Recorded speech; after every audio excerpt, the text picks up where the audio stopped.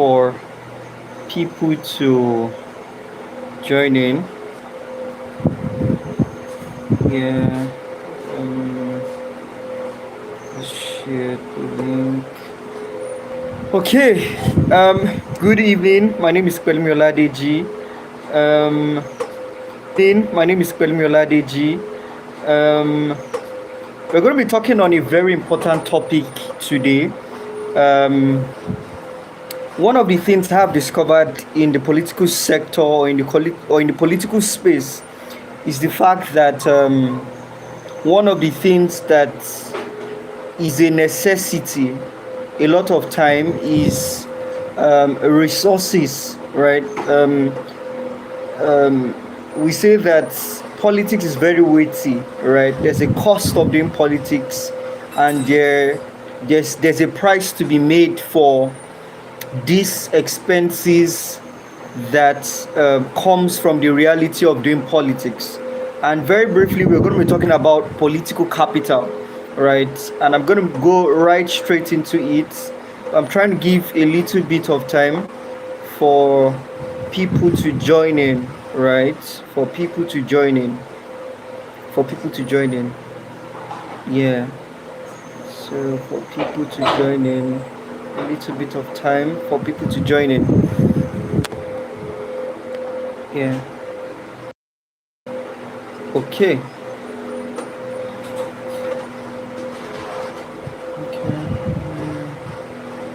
Okay. So good evening once again. My name is Kwelmi Oladeji. By God's grace, I'm the founder of Dark Concept, a professional political firm. And what we're trying to do in Nigeria and Africa is that we are trying to professionalize the political sector. And I mean, I know you feel like, why politics, right? The truth is, one of the fundamental industry and sector that people should pay attention to is the political space, because they say something is either you do politics or politics will do you. And that's one of the reasons why we are having this particular conversation, right, tagged the political capital. But before we go straight into it, I'm going to be talking a little bit about the origin of the word capital, right? Because a lot of time we discover that organizations, businesses, they're trying to kick off something. They're trying to start up probably an organization that has a unique future to solve a particular solution or a particular problem in any sector. And one of the things I have discovered is that you need capital to make impact in any sector that you find yourself. You need capital to make impact in every sector that you find yourself. So a lot of times, industries like the business space, right, you see that they intentionally take out time to get capital to fund the solution that they are bringing to the table, right? And that's one of the reasons why I want us to have this conversation around political capital. So I'm going to give a little bit of overview of how the word or the origin of the word political capital came to be, or the word capital, right? Capital. So capital is one of the words used, and what it means really, it means to store something valuable, right? To give you control of certain things that will give you future advantages, right? That's one of the realities of capital. For example, you want to build a fast growing industry within the business sector. Probably you want to go into something like food delivery. You need to ensure that you have capital to fund certain structures and resources that would ensure that the solution you're trying to provide is provided to the people. So capital, the real origin of that word is to do two things. First of all, is to give you a value, right, that helps control and store what you're trying to bring to the table. The second is to give you a future advantage. Rather, what I mean by future advantage, right, you're trying to solve a problem. For example, now one of the problems I feel that used to be is transportation, right? how that, I mean, there are even history of the Great Trek, how that people would trek literally from one location to another location just for them to actually get to their destination. But one of the things in this 21st century is that you don't need to trek to get there. Now you have vehicles that you can just enter, and it can convey you within quick minutes, and you're going to get to wherever you're going to. So that's one of the future advantage of having capital. So aside from the fact that it saves, or that's one of the future of capital. Capital saves value, right? It saves value, and in turn of value, I mean time, right? Because instead of you taking out 3 days to trek to a certain location, it's going to help you and help you store the time that you're supposed to use to do other things. Another thing I want you to note is that capital, right, has been used since the olden days. And one of the reasons why capital was used in the olden days is because people really wanted to have forms of exchange, right? Forms of exchange. Probably you want to buy something, there's something you can exchange to get the value of what you need exactly, right? So capital came in as a form of medium to exchange what you want to get. For example, you want to get a car, right? Now you know that, okay, you need certain amounts. You need probably 1 million naira, you need 3 million naira to get that particular car that you need to get. But guess what? In years to come, years before rather, one of the things I have discovered is that if you want to buy things, right, you have to use salt, right? This was a means of exchange. This was means of capital in those olden times, right? Another thing I want you to note very briefly is that the origin of capital is literally like a currency. So one of the things I want you to note is that currency, or the word value, exists to ensure that things are memorable. Let me give you an example. For example, you want to buy something from one person to another. Probably you want to embark in an international trade, right, with the United States and Nigeria.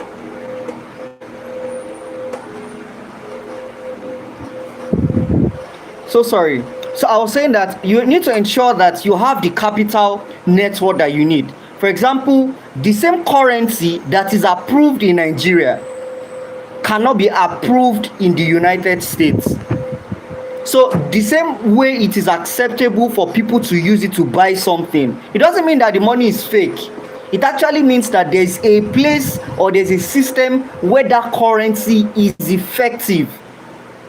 For example, you want to buy a car, because I mean, if you get the opportunity to travel out, that's when you get to understand that you need to change the currency when you get to another country. They say that when you get to Rome, you behave like a Roman, right? So that's one of the things I want you to note, that a capital or a currency, one of the future of a capital or a currency is that it is recognizable. So it's not enough for you to have it. It is enough that when you bring it as a medium of exchange, the person you are presenting that particular fund to must be able to accept it and recognize that, okay, this is legit and this can be exchanged for what I want. So one of the things I see people do in the political space is that at times they have the capital, and the capital might not necessarily be funds, because politics is different to different people. So the cost of politics that you have to pay is different from the cost of politics that another person has to pay. For example, there are people that they have the political connections, they have the family lineage. So when they are going into politics, right, they have that thing to bank on. That's a currency that they have. But they need another form of capital to ensure that they move. Because you can have the connection and still yet not win. So one of the things I want you to note about the political capital is that when you exchange it as a medium of exchange, it must be recognizable and it must be acceptable. So it's not enough that they recognize it, because there are times that you see dollar, you can recognize that this is dollar, but you can't literally spend dollar in a context in that particular location because you are not in that land. Probably you have to change it and all of that. I don't know if you get what I'm trying to say. If you get what I'm trying to say, I would love that you just put a thumbs up in the comment section, right? So that I know that you are following me. Another thing I want you to note about capital is that capital must be transfer. I mean, I've spoken about the fact that capital must be transferable, right? I've spoken about the fact that capital must be measurable, right? And now, another thing I want you to notice is that capital must be able to be accommodated. It must be able to be stored, right? So I was doing a little bit of research, right? And one of the things I discovered is that a lot of people that are trying to come into having wealth in an actual extent, right? One of the things I have discovered is that they get to store the wealth. So there must be that accumulation of wealth. So you can have certain amounts, but that amount might not be enough for the impact that you want to make. So another thing I want you to note about political capital is that before political capital is spent, political capital is first stored. Remember the example I gave. I was talking about the fact that there are people that they have different realities in the political space, right? There are people that if they run for election in the next 3 years or 4 years, they might win. If you bring out another person that has the same opportunity, another person might lose. So the happenings and the result of things that happen to people is different. So one of the things I'm saying is that political capital must be stored for it to be used, because you can't give what you don't have. So there must be a form of accumulation. There must be a form of keeping before you spend. That's why a lot of time, right, we have record labels. I did a research on record labels some years ago, and one of the things I discovered is that it's not everybody that they sign that they push to the public. You would ask me why. I mean, why would you use 100 and something million and sign a person for something million, and at the end of the day you're not pushing him, you're telling him to go and learn certain things? Because they understand that what can make you can break you. So there must be an act of storing. For some of us, we want to give, we want to do, but we don't want to store, we don't want to build. Remember, you're talking of capital. Capital is literally what you need when you want to start a business. They tell you that what's your capital, what's the capital. That's one of the financial terminologies used. So you must ensure that you have that capital to give you the efficient results that you need.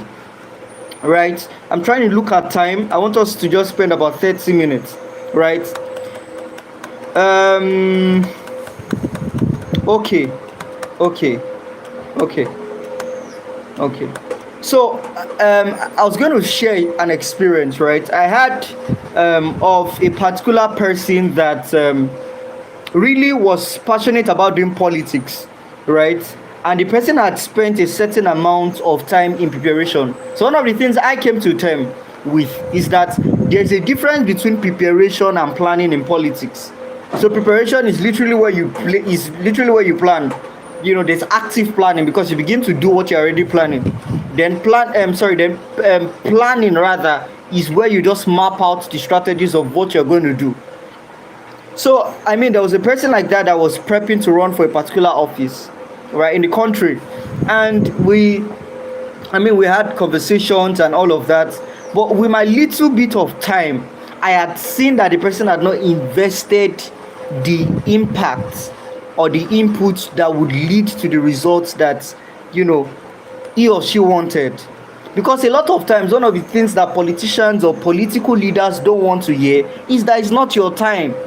I mean, I did a deep study a little bit on the queuing system, and I discovered that one of the reasons why the political party have these systems is to ensure. Imagine having a multinational company that has over 1 million members. Then you want to choose who the next CEO would be that would lead the company for the next 5 to 10 years. There must be a rigorous process to ensure that there is a system and procedure. So what the procedure and system would do is that the procedure and system would help you. So you yourself, as you are waiting for the process, you are being processed. So a lot of people, they want to go for the process, but they have not gone through the procession that would help them drive the impact that they want. So a lot of times we complain, why should I wait for my turn? Why should I do? But the truth is, you can't even bear the wait. I've seen a lot of politicians and leaders that they get to office fine, but guess what? They got so interested in getting to office that they don't plan what to do when they get to a part of the realities of the political capital. There must be an act of you giving in, because what you don't give, you can't get. So my core discipline is very, very simple. This is the part one to the political capital. The next episode, we are going to be looking at how to build your political capital. I believe that everyone on earth has to have a strong political capital, and we need to build it. And guess what? What you are building is also building you. So a lot of times you are so much interested. Okay, I'm not recognized. Okay, I'm not accepted. That we tend to leave what it is that you're supposed to do. So there are certain prerequisites that we are supposed to put in to get the results that we want. So political capital is a necessity in this generation. There's a need for you to build yourself. There's a need for you to one of the futures of political capital is positioning. So what a capital will do is it would help position you, strategic position to opportunities. There are people that within a short period of time they get affiliated to certain political parties, and you discover that in next few years they are running for office. Guess why? Because they had the capital. I think it's in Oyo State, Oyo, Ibadan, Nigeria, right? Because of our international audience, right? We had a particular person that he literally didn't go for office, but guess what he was doing? Few years to the period I knew that I was going to go. Remember, I said there's difference between planning and preparation. So what he was doing was that he was just developing the country, right? He would do boreholes, he would do certain things. By so doing, the people were getting to know him. And one of the things I want you to note, or one of the things that differentiates both the private and the corporate and the public, right? The private organizations, their sole aim is to make profits. The public is to, if you're in politics, is to get into power. But guess what? For both profit and power, you need one thing constant. You need people. So for the capital in business, you need people to buy the goods you are selling to bring in the capital that you need. While for the political capital in the political industry, you need people to run for office, and you also need people to do what? To vote for you. So that's one of the characteristics of the political capital. Because I see that a lot of us really have passion for leadership, especially in this current generation. In Nigeria, we have over 200 and something population. 70% in the world, I think something like 60% of youth. And a lot of people are really getting interested, or they are getting concerned about the leadership structure. But you can't lead a structure that you didn't build. So a lot of times people want to jump the process. People just want to jump in. But what you didn't build from, what you didn't steer from the beginning, you can't jump into it. So political capital is a gradual process. It's something that you build, and it's something that builds you as you are building it, right? Another thing I want to share briefly with us, because I'm looking at time, we're going to close by 6:30 West African time, right? One of the things I want us to see, right, is that political capital is affected by certain realities. First of it is public trust, right? Credibility, alliance, reputation, and some other things like that. Don't worry, in our next edition, next week Friday, by God's grace, we're going to see that we put in to proper use of these things, right? One of the things I tell people is that impact is very expensive, right? Impact is very expensive, but impact also can be simplified. So you must ensure that you come to a simplistic view of impact that would help you drive the change that you want in Africa. So yes, Welcome to the political party, political capital, rather. Right. My name is Kwelimi Oladeji, and thank you so much for joining in. We're going to be having another live section next week, Friday, by 6 p.m. West African time, and ensure that you don't miss this series. This is a series that you should not miss if you are passionate about politics. Yeah. Thank you so much. I don't know if there's any question within the next few minutes before we wrap up. Okay. Okay.